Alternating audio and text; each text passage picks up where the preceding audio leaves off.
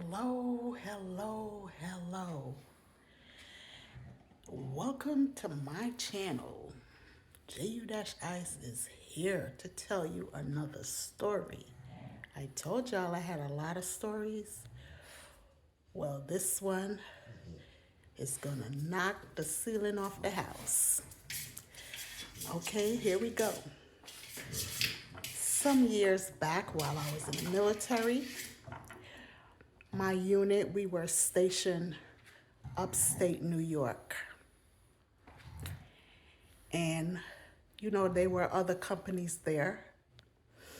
And this particular evening, we were playing war games right out in the fields, in the woods. And my assignment was one of them where I would be getting attacked by the enemy. The enemy were some soldiers from Europe. They were tall Caucasian men. And yes, they were playing the war games with us. And by golly, that evening, I got posted where I was supposed to be. And my buddy, her name is Willie Mae Fry. She's from Florida, but she lives in New York City. I don't know if she's still alive. You always hear me talk about her. Well, her nickname was French Fry. So, my buddy French Fry, better known as Willie Mae Fry, decided that she was going to stay out there with me because it was going to be a hectic night, believe it or not, because a lot of us was females and those guys, they were only men. And when they play these war games, it's like you're in a real war. I am dead serious. Live ammo is not used, but that night, some of the soldiers had live ammo. So it was a doozy. Anyway, the sergeant first class, his name was Jarvis, African American male. He lived upstate in Yonkers, I do believe. I think that's where he had lived, but he was upstate. This gentleman told me to stay in the truck. So him, I, and my buddy Willie Mae Fry, we put our cots in the back of the truck. The trucks are very large, and it has like a covering on the top.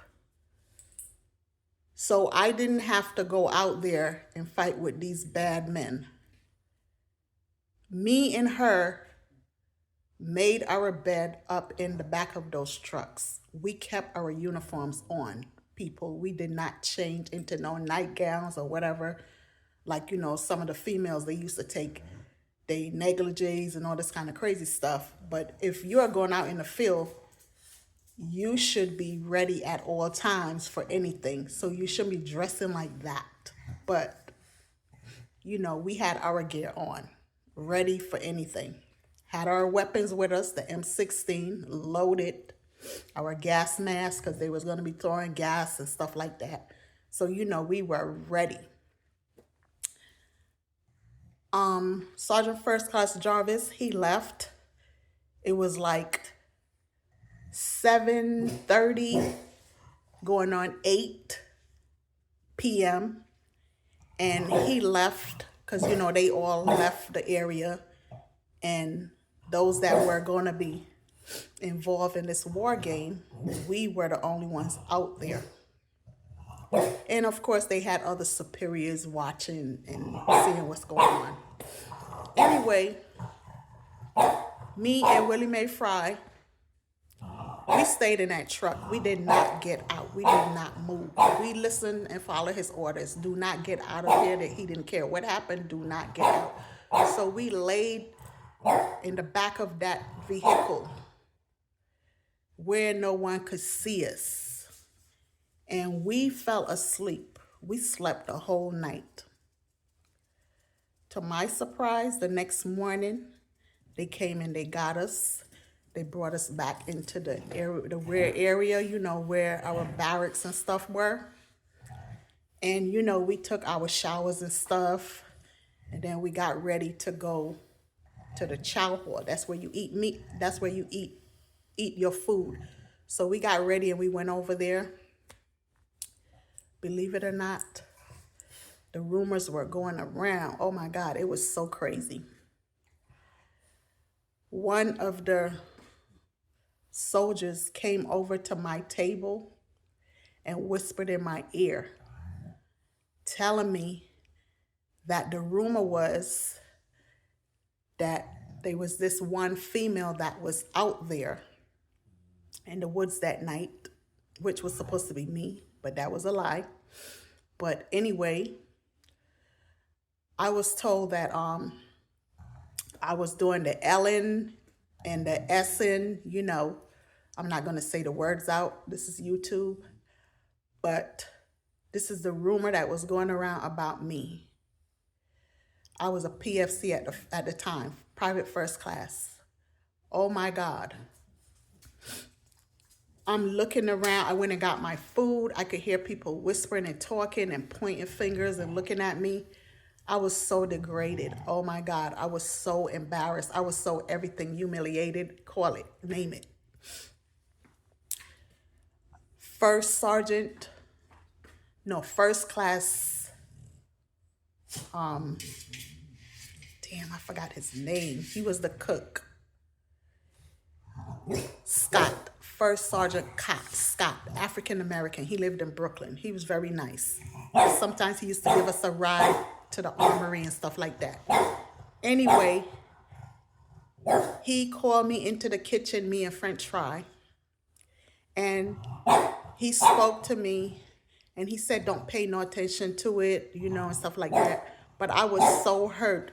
I was so embarrassed. I was dehumanized, call it. I left. I didn't even eat. He packed some food and he gave it to Fry, and we took it back to the barracks.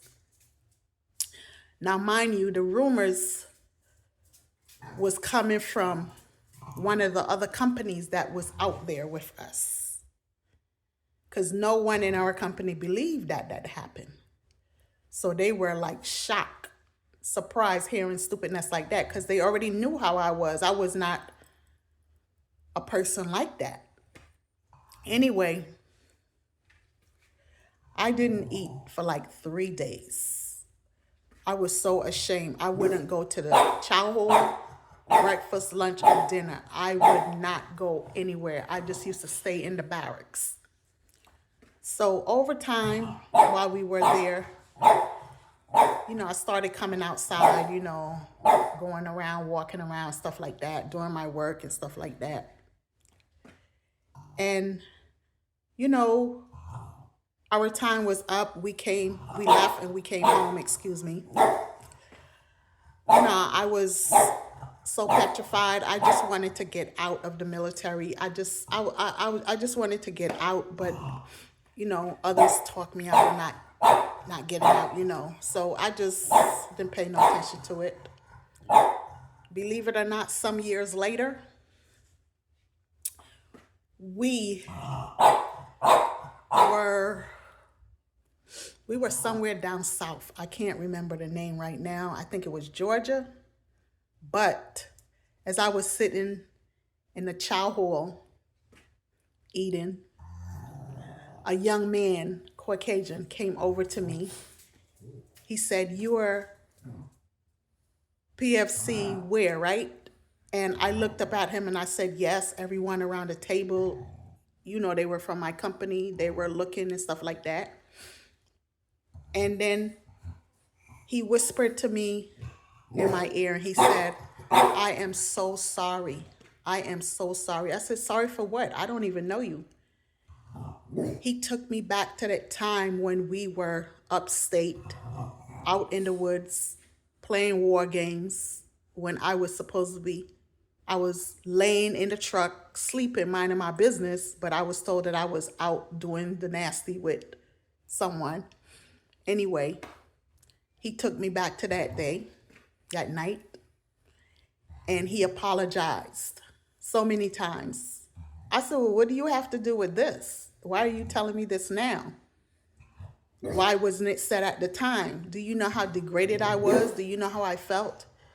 He said, I am so sorry, but there was another female that was out there with you. You was one female, and there was another female. She was a lieutenant, and she was Caucasian. And because of her rank, we couldn't put her name out there. You know what I'm saying? So because you were lower rank, they put it on you. I said, that's a goddamn shame. That is terrible. That is terrible. Do you know how I felt all these years? Do you know? You would never know. He said, I'm so sorry, but it was her, not you.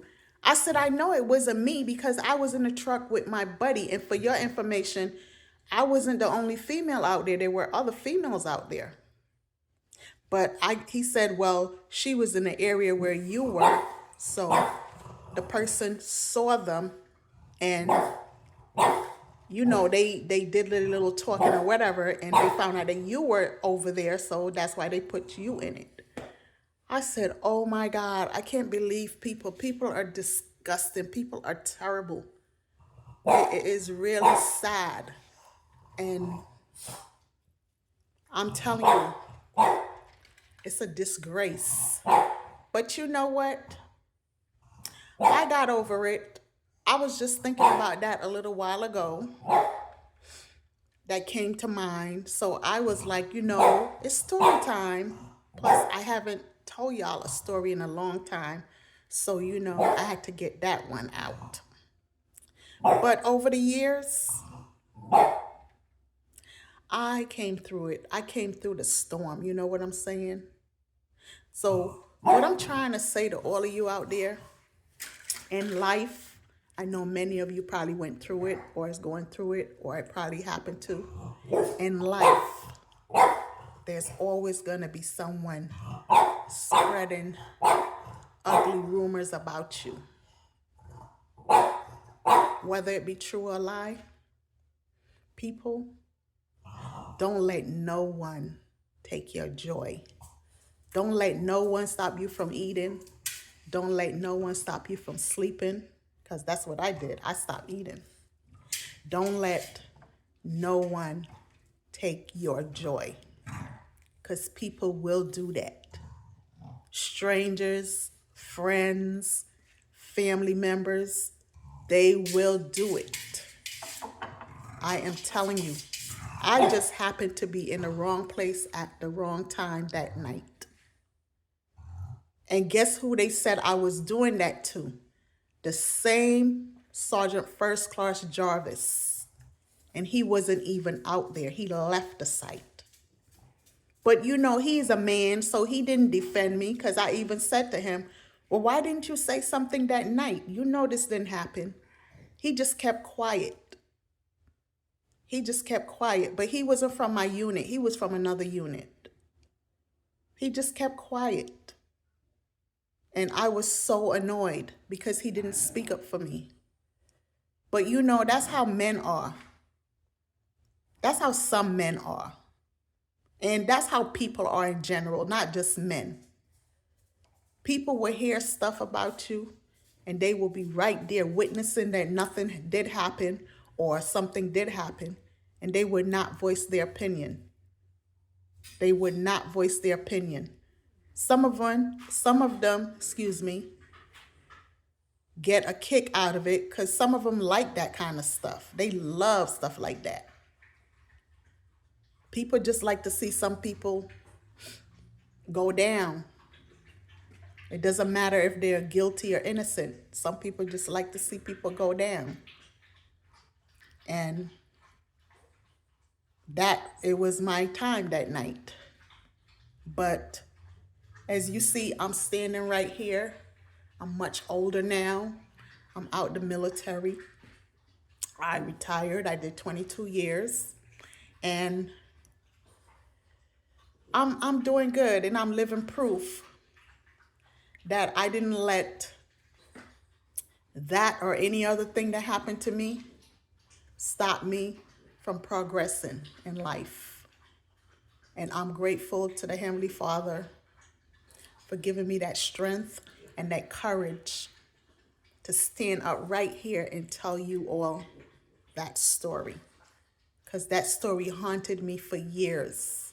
That was one of the stories that haunted me for years.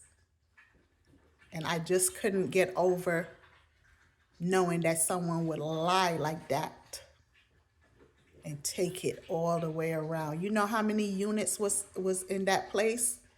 They were a lot of units up there, male and female, young and old, and in between. And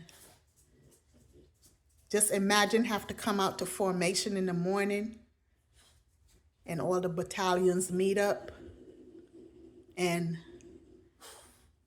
you got to stand out there and listen to whoever speak that's in command, and other people are pointing fingers, and you can hear the whispers and all that kind of stuff. I must be a strong female. I'm telling you, I got to be a very strong female to have went through stuff like that and is still standing here. Because there are a lot of people out there, male and female, they would have committed suicide. I am telling you, in all different forms. I'm telling you. So I can pat myself on the back and say I'm a very strong female. I went through a lot in life, and I have a lot more lessons to tell. But I will tell y'all another time. So have a beautiful Monday. That's right. Enjoy your Monday. This is JU-I saying peace out for now. Blessings.